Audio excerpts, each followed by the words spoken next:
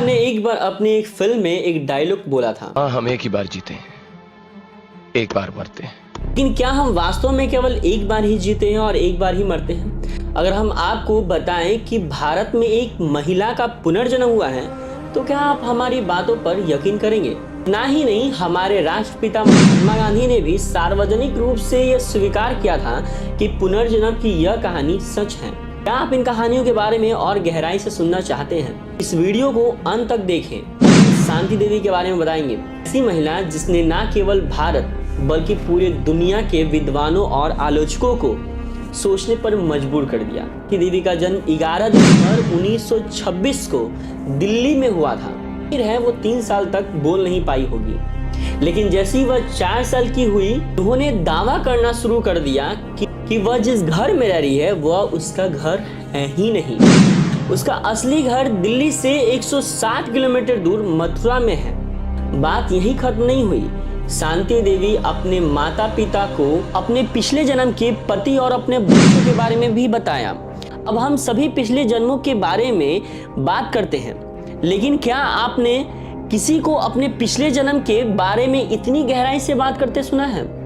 शांति देवी ने बताया कि मथुरा में रहने वाले उनके पति की कपड़े की दुकान है। वह खुद को चौबाई यानी कि 24 की पत्नी कहने लगी। इतना ही नहीं, उसने यह भी कहा कि उसका एक बच्चा हुआ था और उस बच्चे को जन्म देने के 10 दिन बाद उसकी मौत हो गई। अगर एक 4 साल का बच्चा ये सारी बातें आपके बताए तो आमतौर पर उसे अनदेखा कर दोगे। शांति देवी के साथ भी ऐसा ही हुआ, लेकिन एक 4 साल की बच्ची आपको बार बार यही बात कहे तो आप क्या उसे अनदेखा कर पाओगे? हर दिन अपने पिछले जन्म की कोई ना कोई घटनाएं बताती थी। उदाहरण के लिए खाते समय वह बताती थी कि मथुरा में उसके घर में तरह तरह की मिठाइयां बनती थी। जब उसकी माँ उसको कपड़े पहनाती थी तो वह अपने पिछले जन्म के पसंदीदार कपड़ों के बारे में बात करती थी। इतना ही नहीं, उसने अपने पति के बारे में 3 अनोखी विशेषताएं भी बताई। उसने बताया कि उसके पिछले जन्म के पति गोरे थे, उनके बाएं दाल पर एक बड़ा दाग था और वह चश्मा पहनते थे। यह सब संयोग हो सकता है, लेकिन वह बाद में जो बातें बताई वो और भी पुख्ता था। उसने बताया कि उसके पिछले जन्म में पति मथुरा में द्वारिकाधीश मंदिर के सामने कपड़े की दुकान थी। करीबन 2 साल से वह ऐसी बातें कर रही थी जिससे उसके माता पिता परेशान हो गए थे। हैरान थे कि इतनी छोटी बच्ची ऐसी बातें कैसे कर सकती है। इसलिए उसके स्कूल के हेडमास्टर ने सोचा कि वह मथुरा जाकर इसके पीछे की सच्चाई पता लगाए। मथुरा में एक व्यापारी मिला जिसकी पत्नी लुगदी देवी 9 साल पहले एक बच्चे को जन्म देने के 10 दिन बाद ही चल बसी। इतना ही नहीं, उस व्यापारी में वो तीनों खूबियां थी जिसका दावा शांति देवी किया करती थी। इन सारी बातों को अपने आंखों से देखने के बाद हेडमास्टर ने सोचा कि वह केदारनाथ चौबे और शांति देवी की मुलाकात करवाएंगे। लेकिन इसमें एक और छोटी सी बात थी। केदारनाथ अपने बड़े भाई के रूप में शांति देवी से मिलाने गए, लेकिन शांति देवी भी बहुत होशियार थी।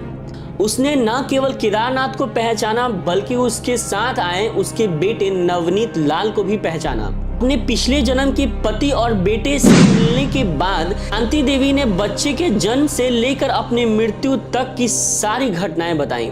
इसके साथ ही उसने अपनी मृत्यु के दौरान की गई सभी सर्जरी के बारे में विस्तार से बताया।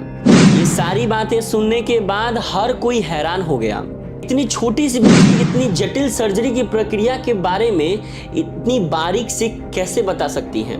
इसलिए पूरी तरीके से अस्वस्थ होने के लिए केदारनाथ चौबे ने शांति देवी से अकेले में बात करने का सोचा। केदारनाथ ने शांति देवी से व्यक्तिगत रूप से पूछा कि उसे पिछले जन्म में गठिया था, जिसके कारण वह ज्यादा काम नहीं कर पाती थी क्योंकि उसके जोड़ बहुत कमजोर हो गए थे। बीमारी के बावजूद वह गर्भवती कैसे हुई? इसके लिए शांति देवी ने केदारनाथ और उसके बीच हुई पूरी संभोग का वर्णन किया। इसके बाद उसने केदारनाथ से यह भी पूछा कि उसने दूसरी शादी क्यों की, जब केदारनाथ और शांति देवी ने यह तय कर लिया था कि वे कभी किसी और से शादी नहीं करेंगे। यह सुनने के बाद केदारनाथ को यकीन हो गया कि देवी उनकी दिव्यांगत पत्नी लुगदी देवी हैं। शांति देवी की कहानी इतनी मशहूर हो गई थी, मीडिया और कई अन्य शोधकर्ता इसको कवर करना चाहते थे। और क्यों ना हो, यह 1930 का समय था जब भारत पहले से ही स्वतंत्रता के लिए संघर्ष कर रहा था। ऐसी खबर थी जो अन्य सभी नकारात्मक खबरों के बीच नकारात्मक नहीं थी। यह आग की तरफ फैलने लगी और महात्मा गांधी ने इसे सुना। दूसरों की तरह गांधी जी भी इन महिला से मिलने के लिए उत्सुक थे। उन्होंने शांति देवी से मुलाकात की और उससे बात की। बात करने के बाद उन्होंने पुनर्जन्म की इस कहानी को साबित करने के लिए 15 लोग की एक समिति बनाई गई। 15 लोग की इस समिति में कई राष्ट्रीय नेता, मीडिया के लोग और कई प्रभावशाली लोग भी थे। अब यह राष्ट्र समाचार बन गया था और पूरे देश में इसकी खबर फैल, पूरा देश इस खबर को देख रहा था। आपको कैसी लगी शांति देवी की कहानी, मुझे कमेंट में जरूर बताइएगा। तो बस आज के लिए इतना ही, फिर मिलते हैं एक नई वीडियो के साथ, नई रोचक कहानियों के साथ।